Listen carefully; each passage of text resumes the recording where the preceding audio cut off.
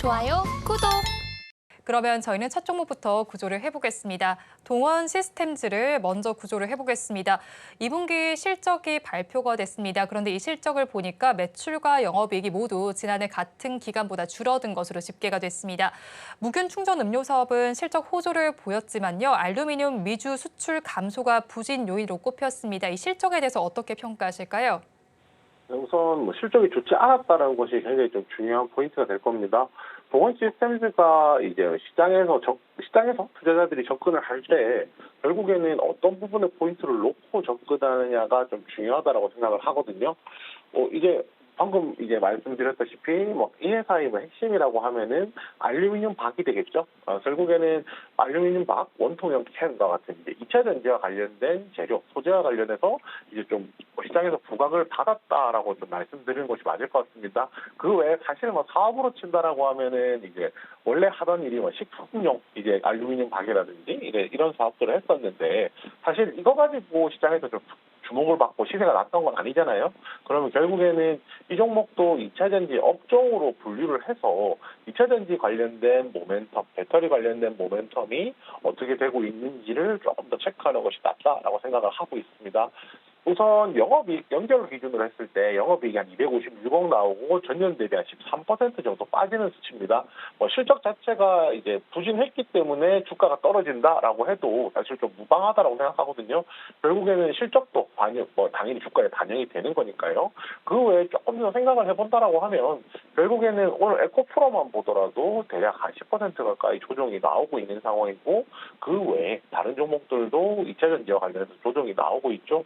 아무래도 동원 시스템즈 같은 경우를 생각해 보면 시장에서 결국 이제 2차 전지 업종이라는 것이 움직일 때 가장 중심이 되는 종목은 아니라는 겁니다. 가장 중심이 되는 종목이 아닌데 업종 자체가 꺼지게 되면 상대적으로 그 종목 또한 이제 시세가 이제 당연히 조정이 나올 수가 있고요. 반대로 이제 다시 가파르게 시세가 나온다라고 하면 시세가 수급이 이제 중심 종목들부터 쏠리기 때문에 약간 주변에 있는 종목들은 시세가 조금 덜 나는 경향들이 있거든요. 이 전체적인 부분 생각해 본다라고 하면 결국에는 동원 시스템즈 같은 경우에 지금 투자 매력이 상대적으로 좀 떨어져 있다라는 부분까지도 같이 말씀을 드리는 게 맞을 것 같습니다. 결국 이제 긴 관점에서 본다면요, 배터리용 알루미늄 박 전용 생산 라인도 이제 투자하겠다는 얘기도 있었고요. 또 원통형 캔 생산 설비도 증설한다는 내용도 있었고요. 또 파우치셀에 들어가는 소재를 개발한다는 내용도 있었습니다. 결국에는 2차 전지와 관련해서 충분히 이제 충분히 좋은 이제 내용들을 많이 가지고 있고 그런 사업들의 투자 그리고 개발을 하고 있음에도 불구하고 결국에 이제 업종 자체가 지금 업종 전반적인 모멘텀이 좀 부족한 거에 대해서 영향을 받고 있다 정도로 생각하시면 될 것 같습니다. 동원 시스템즈의 경우에는 2차 전지 업황 전체가 부진한 영향을 받고 있다라고 짚어주셨습니다. 그렇다면 보유하신 분들은 어떤 대응 전략 가져가야 할까요? 네, 우선 버티자 의견 드리겠습니다. 버티자 의견을 드리는 이유는요, 지금 가격대 정도가 얼추 이제 지지선 부근에 와 있기 때문입니다. 지지선 부근에 와 있으면 이 구간에서는 반등이 나올 수 있는 기회가 있기 때문에 여기서 정리하는 것보다는 조금 더 지켜볼 수도 있겠다라는 말씀을 드리는 거고요. 지금 가격이 약 37,500원 정도 되고 있습니다. 만약에 이 종목을 이제 신규로 진입을 하고 싶으신 분들이 있으시다면 그 매수가는 이제 신규 진입가는 35,000원 드리겠습니다. 이 35,000원은 지난 7월 7일에 있었던 이제 가격 저점이거든요. 이 구간까지 내려온다라고 하면 이제 지금 현재 있는 지지선을 깨고 이 구간까지 내려온다라고 하면 이 부분도 35,000원이라는 가격대도 지지선으로 작용을 할 것이기 때문에 이 구간에서 반등을 조금 더 기다려보자라고 생각하는 것이 맞을 것 같습니다. 대신에 이제 이 부분도 생각해야겠죠. 손절인데요. 손절 같은 경우에는 제가 그 주봉 기준으로 설명을 드리겠습니다. 이 종목 같은 경우에 32,000원까지가 지지를 받을 수 있는 최고 하단 정도라고 생각을 하시면 됩니다. 주봉상으로 보시게 되면 매물대가 표시가 되는지 모르겠는데 지금 32,000원까지가 매물대가 가장 많거든요. 그리고 그 아래쪽으로는 매물대가 작거나 많이 뚫려 있는 것을 알 수 있습니다. 결국에는 32,000원 아래쪽으로 내려간다라고 하면 주가가 흘러내릴 가능성도 있고 올라올 때도 그만큼 시간이 많이 걸린다는 거라서 손절가 32,000원 제시해 드리고요. 신규 진입 목표가는 두 개로 나눠서 드리겠습니다. 우선 35,000원에 매수를 한다라고 하면 지금 이 지지선이라 말씀드렸었죠. 결국 지지선은 깨고 내려가면 저항선이 되기 때문에 단기적으로는 목표가 37,000원 드릴 거고요. 그 다음은 4만 원 드리겠습니다. 이 4만 원이라는 가격은 60일 이동평균선 돌파해서 매물대 가장 많이 쌓여 있는 매물대에 도달하는 가격이거든요. 그래서 37,000원, 4만 원 이렇게 접근하시면 될 것 같습니다. 동원 시스템즈에 대해서 버티자라는 전략을 제시해 주셨습니다. 가격 전략 살펴보면요. 신규로 진입을 하신다라면 지난 7월 7일에 있었던 가격 저점인 35,000원에 해보시고요. 이때 손절 라인은 매물대가 가장 많은 구간인 32,000원 제시해 주셨습니다. 목표 주가 두 가지로 알려주셨는데요. 단기적으로는 37,000원, 중기적으로 4만 원 잡아주셨습니다. 그러면 저희 다음 종목 구조해 보겠습니다. 넥슨 게임즈를 구조해 보도록 하겠습니다. 최근 들어서 주가가 조금 두드러진 내림세를 보이고 있습니다. 주요 모멘텀으로 꼽히고 있던 블루 아카이브가 중국에 출시된 이후에 부진한 요인으로 좀 꼽히고 있는데 이 종목 저희가 어떻게 봐야 할까요? 네, 우선 블루 아카이브 같은 경우에 기대가 일본에서 굉장히 흥행했고 국내에서도 흥행을 하게 되면서 이 게임에 대한 기대감 자체가 컸습니다. 그리고 중국 시장에 진출을 했기 때문에 흥행하지 않을까라고 생각을 했는데 생각보다 흥행이 좀 부진한 것이 사실이거든요.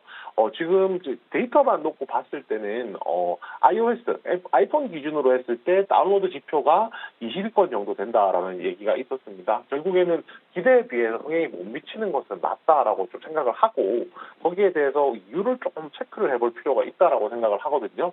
그 블루 아카이브는 서브컬처 게임입니다. 서브컬처라는 것이 저희 보통 편하게 얘기를 하면 오타쿠 문화라고 좀 얘기를 해봐야 될 것 같은데 주류 문화가 아니라 비주류 문화 위주로 게임이라고 생각하시면 될 것 같습니다. 비주류 문화를 대표하는 게임이라고 생각을 하면 흥행이 되는 것이 오히려 어색할 수도 있거든요. 이 말씀은 흥행이 되면 안 된다는 것이 아니라 흥행이 될 때까지 사람들이 이 게임을 접근하는 데 있어서 시간이 걸린다는 얘기를 하는 겁니다. 실제로 일본에서도 블루 아카이브가 흥행을 하긴 했지만 게임 오픈 초창기부터 초반부터 흥행을 했던 건 아니고요.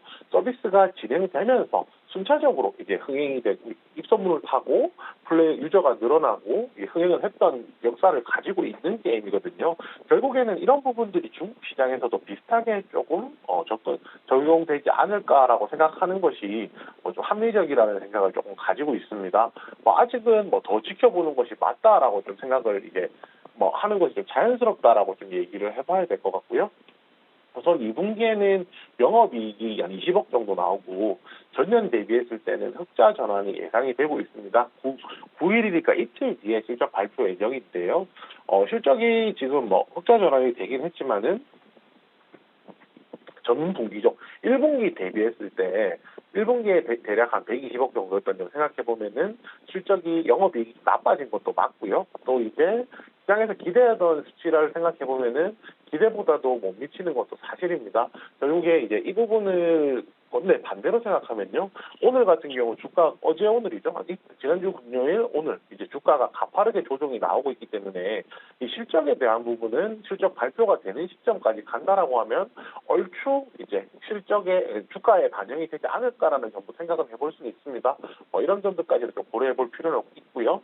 그리고 게임 회사는 결국에는 신작 혹은 서비스 중인 작품이 얼마나 일매출을 만들어 주느냐가 좀 중요하다고 생각하면 다음 달에 그 퍼스트 디센던트라고 하는 게임이 오픈 베타 예정에 있습니다.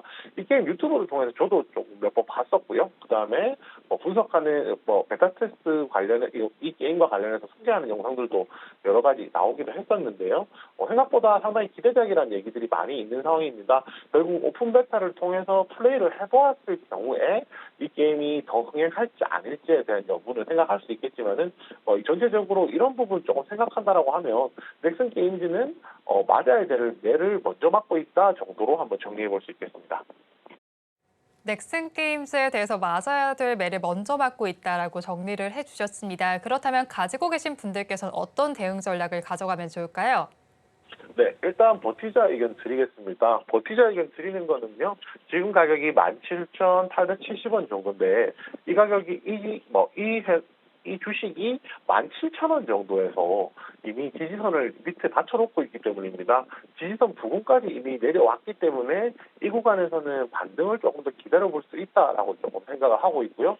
대신에 아쉬운 점은 이제 지난 금요일이죠. 지난주 금요일에 121선을 한 번에 깨면서 내려왔거든요. 그리고 오늘까지 하락했다는 거는 결국은 121선 지지가 안 나왔을 경우에 오늘 같은 하락세도 나올 수 있다라는 것이고요.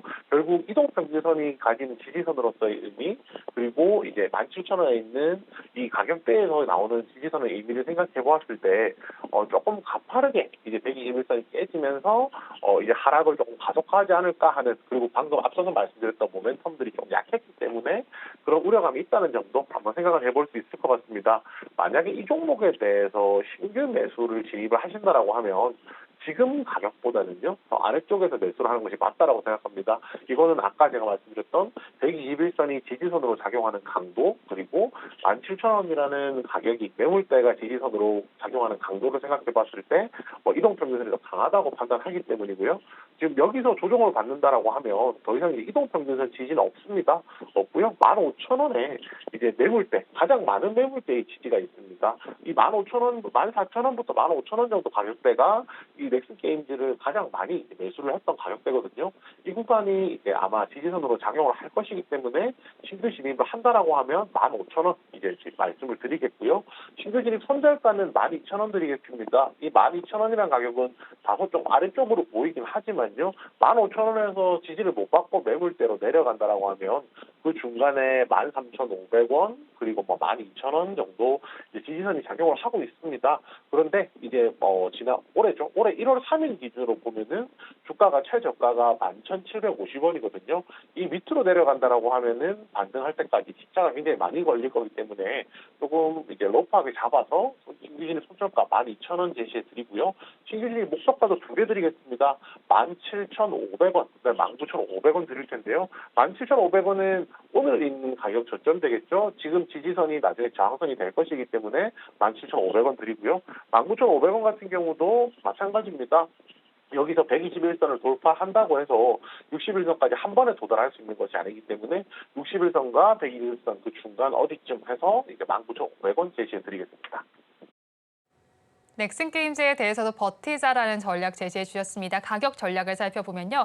가장 많은 매물대가 지지하고 있는 구간인 15,000원 잡아주셨습니다. 이때 손절 라인은 12,000원 잡아주셨고요. 목표 주가는 두 가지로 잡아주셨습니다. 단기적으로 17,500원, 중기적으로 19,500원 제시해 주셨습니다. 그러면 저희 마지막 종목까지 구조를 해보겠습니다. 더 미동을 구조해 보겠습니다. 사명을 EV젠으로 바꾸고 4회차 시비 발행 자금으로 신사업 추진에 나선다라는 소식이 전해지고 있습니다. 하지만 오늘 시장에서 큰 급락세를 보이고 있는 상황인데요. 이 종목 어떻게 봐야 할까요? 네, 우선 이 회사는 원래는 이제 여러분들 아실 겁니다. 차량용 블랙박스 전문 업체입니다. 그리고 시장에서 관심을 많이 받을 때는 자율주행 관련된 모멘텀으로 시장에서 부각을 많이 받았었습니다. 그런데 공시가 하나 나왔는데요. 최대 주주를 이제 HL 주식회사로 변경한다는 공시였습니다. 투자자들이 불안해하는 부분은 아마 이걸 겁니다. 이제 그 HL 주식회사가 가지고 있는 지분이 대략 한 6.4%밖에 되지 않거든요. 결국은 이 회사에 대해서 경영권 비중이 그만큼밖에 되지 않는 이제 최대 주주가 있다라는 것은 당연히 오너 리스크도 조금 작용을 한다라고 생각을 하고 있습니다. 그리고 이제 이 내용과 관련해서 앞에서 앵커님께서 말씀해 주셨는데 친환경과 관련된 거죠. 이제 신재생 에너지죠. 신재생 에너지와 관련된 사업을 할 것이고 회사 이름도 EV젠으로 바꾸겠다라는 내용이 있었습니다. 대체적으로 기업의 이름을 바꾸고 나면은 시세가 조금 더 나는 이제 효과가 있긴 있거든요. 그렇지만은 그 과정이 이제 이런 이제 사업을 하고 있다라든지 이런 방향성에 대해서 아직까지 좀 부재하다는 게 핵심입니다. 이번 이슈와 관련해서는 시장 반응을 확인하고 나서 접근하시는 것이 맞다라고 생각합니다. 더 미동에 대해서는 이슈와 관련해서 시장의 반응을 확인하고 접근하자라고 말씀을 해주셨는데요. 그렇다면 가지고 계신 분들께서는 대응 전략 어떻게 짜면 좋을까요? 네, 우선 도망가자로 말씀을 드리겠습니다. 지금 이미 하한가 들어와 있기도 한데요. 이 종목이 버틸 수 있는 게 한 1,800원 정도까지라고 생각을 하거든요. 1,800원인 이유는 121선 그 부근 가격이기 때문인데, 결국에는 이 종목은 가능하면은 당분간은 이슈가 시장 반응이 확인될 때까지는 손에서 좀 벗어나 있는 게 낫다라고 생각합니다. 기보이자 손절가는 1,800원, 그다음에 기보이자 많이 들고 계신 분들이 반등으로 수익을 낼 수 있는 구간은 한 2,400원 정도 생각하고 있습니다.